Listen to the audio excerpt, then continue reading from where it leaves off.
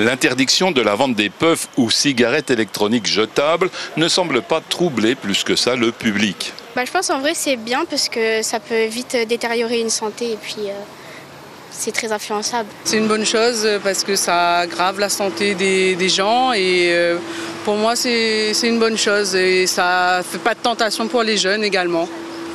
Et pour moi je valide. Moi je pense qu'en vrai c'est une bonne chose.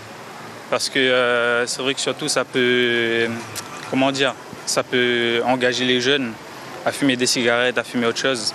Et c'est vrai qu'avec les piles au lithium, ça peut avoir un très gros impact environnemental.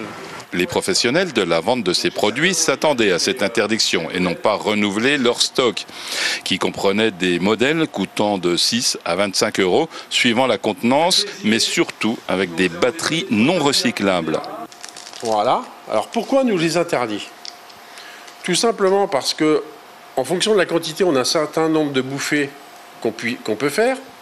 À l'issue, on va tout jeter.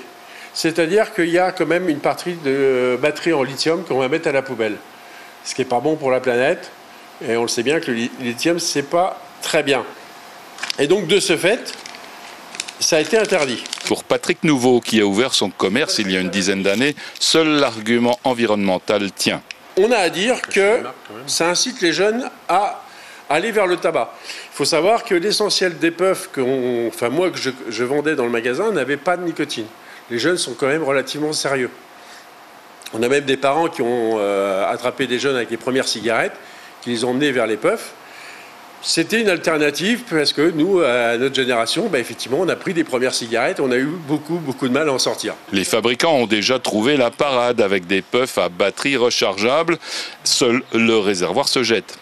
Vendre des puffs à partir de l'interdiction pourra coûter jusqu'à 100 000 € d'amende. La France est le deuxième État européen à interdire la vente de puffs après la Belgique qui a appliqué cette mesure depuis le 1er janvier 2025.